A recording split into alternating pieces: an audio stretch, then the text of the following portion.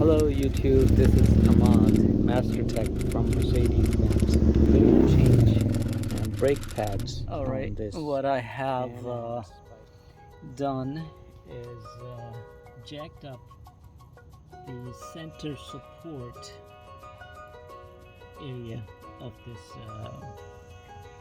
Can-Am, and just as a safety I have placed these blocks underneath it. And then, which is very important, that you should block the front and the back on both sides of the vehicle. But anyway, I'm going to remove these two.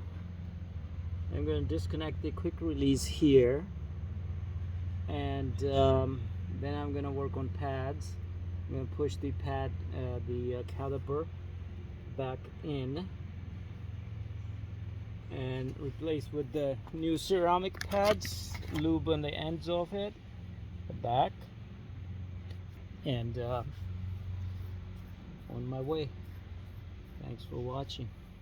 Alright, I have these two pads out of it right here. So I will turn this caliper, the piston actually, and move it back at the same time.